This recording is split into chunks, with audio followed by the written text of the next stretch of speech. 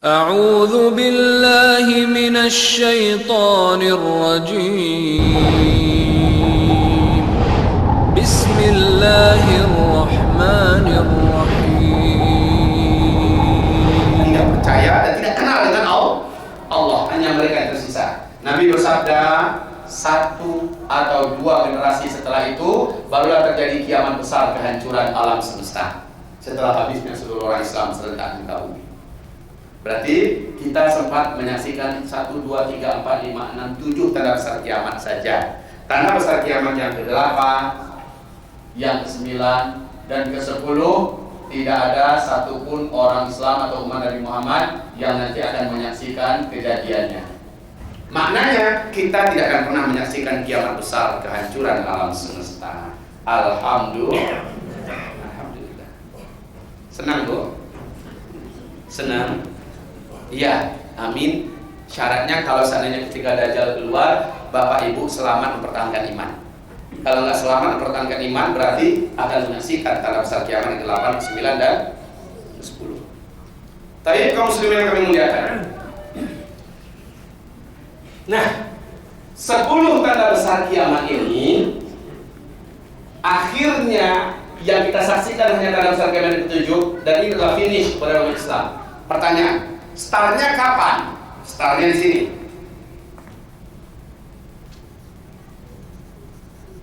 Start apa maksudnya? Start keberadaan umat Islam. Hitungannya dari mana? Dari sejak Nabi Muhammad SAW diutus sebagai Nabi dan Rasul. Startnya dari sini. Ya. Tadi kaum muslimin, dan Nabi berkata, antara aku diutus sampai kalian serentak Allah wafatkan di muka bumi, umatku ini akan menjalani 5 fase sejarah. Awas, dari 5 fase sejarah ini kita sekarang ada di fase keempat, dan itu pun udah hampir habis. Kita mau masuk ke fase kelima. Perhatikan baik-baik. Ini fase yang pertama. Ini fase yang kedua. Ini fase yang ketiga. Nah, kalau yang ini adalah fase yang keempat. Saya buat panjang ya, saya buat panjang begini. Ini bukan berarti fase ini lebih lama waktunya, tidak. Tetapi akan banyak agenda-agenda yang akan saya uraikan lebih spesifik di fase keempat ini. Baik kaum muslimin, fase kelima itu di sini. Ini fase kelima.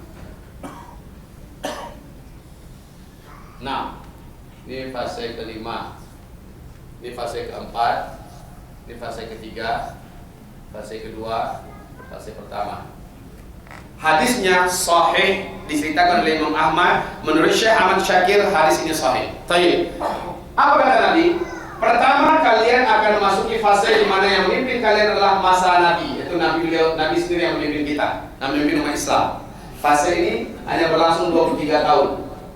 Nabi Muhammad wafat, berakhirlah fase tersebut. 23 tahun ini kan dibagi dua ya.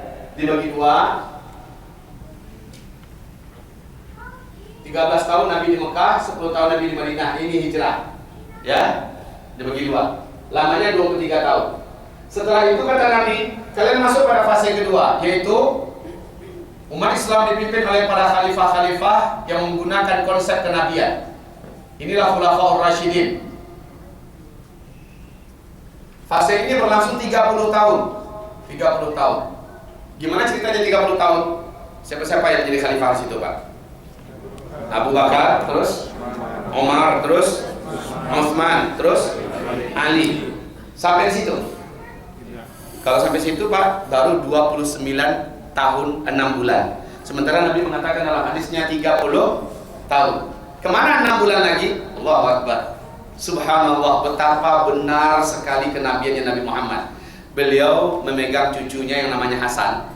Di depan para sahabat Nabi berkata, cucuku ini nanti di tangannya akan bersatu kalimat kaum muslimin yang terbelah dan terpecah. Di tangan cucuku ini. Mas sambil memegang Hasan.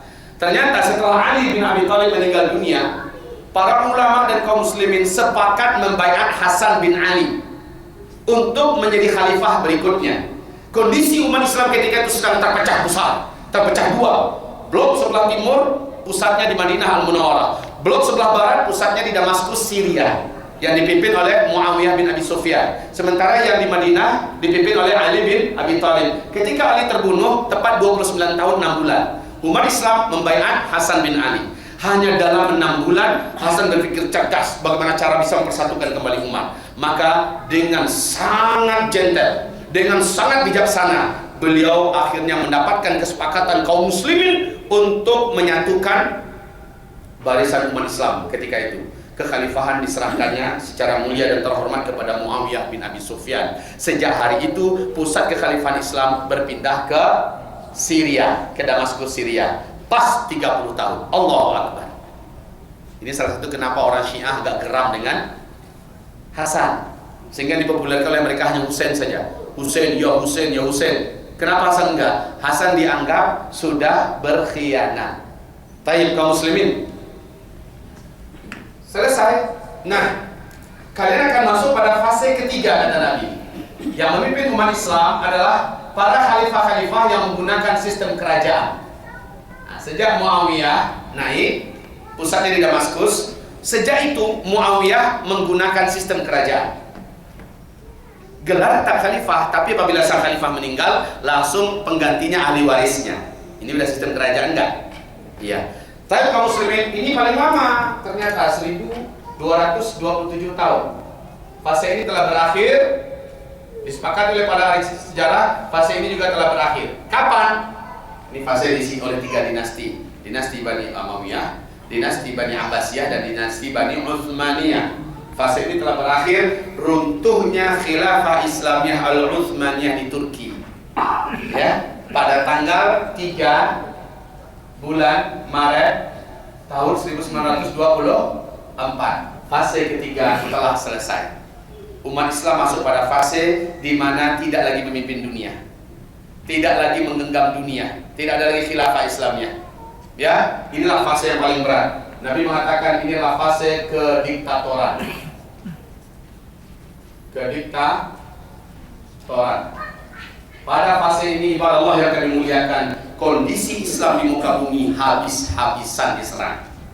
Kaum muslimin juga jadi pecundang di timur dan di barat, tidak dihargai. Nyawa orang Islam pun tidak dianggap apa-apa. Terasa nggak sekarang itu? Di mana-mana pada fase keempat ini, umat Islam betul-betul dapat ujian yang sangat berat. Makin kuat kita beragama, makin berat ujian yang harus dihadapi pada fase keempat. Dan Nabi berkata, orang yang beragama dengan baik pada masa itu akan menjadi asing di tengah manusia. Yang pertama, di hadis yang lain Nabi mengatakan, memegang agama pada masa itu seperti menggenggam batu bara yang menyala. Semakin dipegang batu baranya, makin terasa tangan terbakar dan hangus. Dilepaskan, dia pun bisa lepas dari agamanya. Pada puncaknya nanti, ketika Dajjal keluar, kondisi betul-betul pahit. Dajjal membagi-bagikan kehidupan. Nah, ada orang yang paginya beriman, sorenya sudah kafir kata Nabi. Sorenya beriman, besok pagi sudah kafir. Hanya demi dunia, mereka rela mencampakkan agama. Indikasi ke arah itu sudah mulai banyak terjadi nggak? Hanya gara-gara jabatan, bela Ahok. Hanya gara-gara duit, bela penista Al-Quran.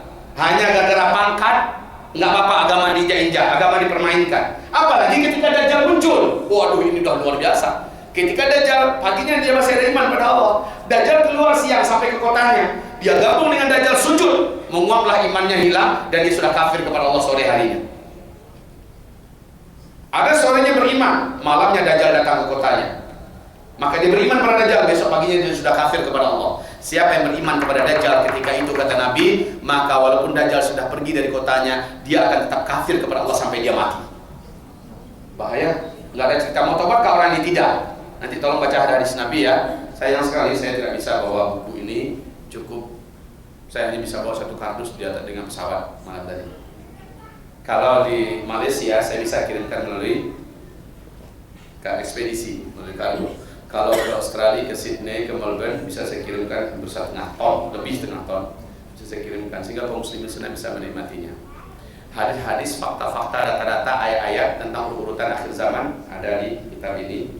Orang di kedutaan malam tadi saja bisa menikmati, hanya ada 36 eksemplar. Jadi Bapak Ibu, jika menginginkan ini kitab, bersatulah, catatkan namanya, nanti kita akan kirimkan insyaallah ta'ala. Asal ini dibantu oleh Inska dan lain-lainnya, maka akan bisa kita kirimkan kemari. Baik, kita lanjut. Ini fase kediktatoran, fase kita.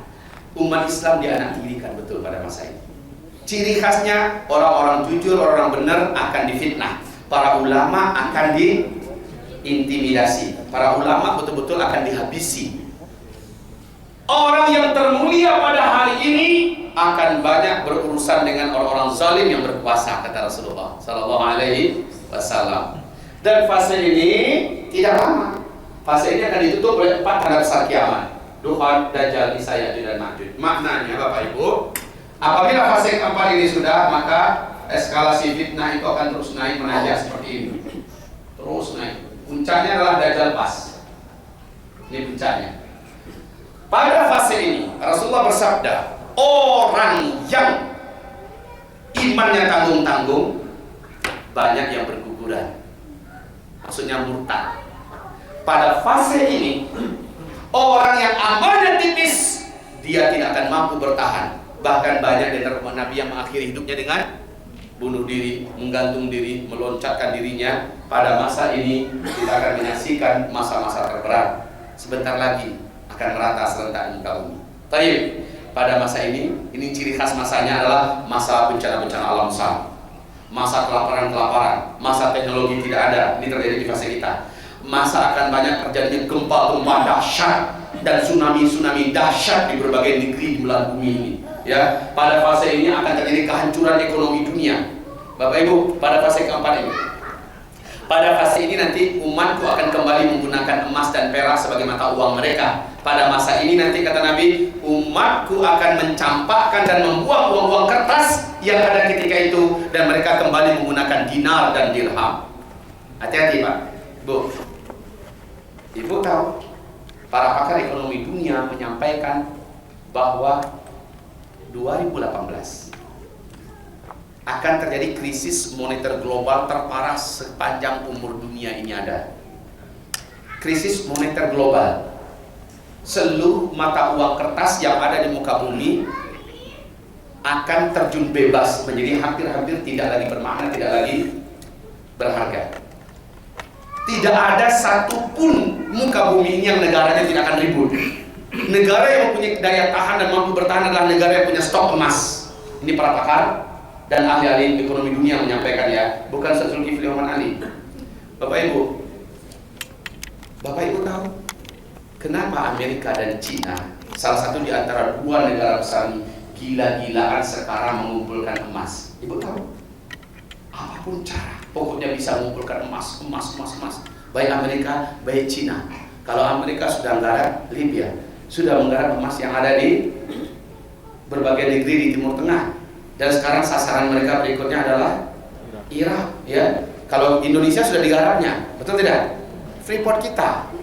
Cina melakukan hal yang sama. Cina apapun yang bisa dilakukannya dalam mereka mengumpulkan emas. Mereka tahu.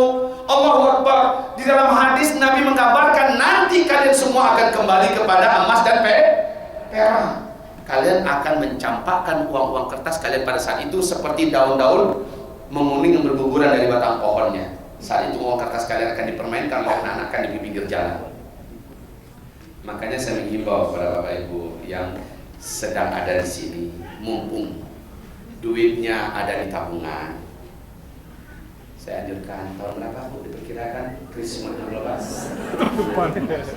Nih, mumpung sekarang Bapak Ibu masih bisa mengemaskan uangnya, emaskan secara bertahap dengan cara yang baik dan pelan-pelan, diam-diam. Diam-diam memaskan. Suami istri saja yang tahu. Sembunyikanlah di mana, terserah. Apakah di Indonesia, Bapak Ibu nabungnya, jangan masukkan ke bank kalau bisa. Tabung dengan baik. Diam-diam, jangan diekspos pula di grup. Aku udah mulai. Dinar itu kan yang aslinya kepingan emas kan, dengan ukuran tertentu. Dirham juga begitu. Kalau bisa belilah dinar, belilah dirham, karena mata uang dunia akan kembali ke situ. Amerika menyadari ini. Uang kertas ini kan adalah rekayasa licik kaum Zionis untuk menguasai ekonomi dunia, betul tidak? Jejaring Masih Dajjal digunakan melalui uang kertas ini, dan pada akhirnya nanti uang kertas akan menjadi sampah-sampah yang berserakan. Jadi mumpung masih ada kesempatannya Bu ya, sebaik-baiknya adalah Ibu tabungkan sebagian ke Allah sebagai tabungan akhirat Bapak Ibu, sebagian simpan buat stok kita menghadapi hari berat ke depan. Percayalah, akhir 2017 emas sudah melejit tinggi harganya. 2018 emas akan sulit didapat. Emas ya, bukan emas. Kalau emas banyak nih mas-mas. Ada Mas Yanto, ada Mas Yahot, ada Mas Yoko, ya. Emas. Emas, oke? Simpannya diam-diam suami istri, diam-diam, pelan-pelan, berangsur-angsur bertahap-tahap. Bu, saya menyampaikan ini, sebenarnya teman-teman kita di Bank Indonesia gerah Bu, karena saya ngajak umat Islam bukan rush money ya, saya ngajak tolong secara bertahap, dengan diam-diam, dengan baik-baik, diuangkan dalam bentuk emas, simpan. Simpan. Di mana simpan? Terserah, jangan kasih tahu saya. Sekali lagi jangan diumumkan. Yang mengumumkan insya Allah bakalan dirampok. Jadi itu akan terjadi kan pada fase keempat pasti, karena ada nubuat Nabi yang menceritakan itu. Dan ini juga sudah diumumkan kan. Apa salahnya kalau orang-orang negara besar saja mempersiapkan diri, kenapa kita tidak? Saya khawatir Bapak, pencarian Bapak yang berpuluh-puluh tahun di sini, belasan tahun, ketika terjadi krisis moneter global, Bapak tidak bisa narik uang, kasihan sekali. Sebaiknya dengan bijaksana lakukan sekarang. Saran saya setengahnya pulangkan kepada Allah sebagai tabungan dunia akhirat Bapak Ibu, dan setengahnya lagi pakai untuk persiapan akhir zaman. Udah percaya nggak nih belum bahwa kita di akhir zaman? Hah? Saya belum menyampaikan apa-apa nih, kecuali baru 10% yang saya sampaikan. Baru 10%. Udah mulai lemas lututnya Bu.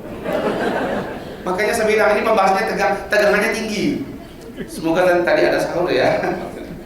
Baik, kita kembali kaum muslimin. Pada fase keempat ini la haula wala quwwata illa billah. Tapi kata Nabi, di dalam hadis yang diriwayatkan oleh Imam At-Tirmidzi, sahih menurut syarat Bukhari, Rasulullah bersabda, "Isbiru, bertahanlah kalian. Fa innahu la ya'ti 'ala an-nasi zaman illa alladhi ba'dahu syarrun minhu hatta talqaw rabbakum." Sesungguhnya kata Nabi, tidaklah nanti akan datang pada kalian satu zaman melainkan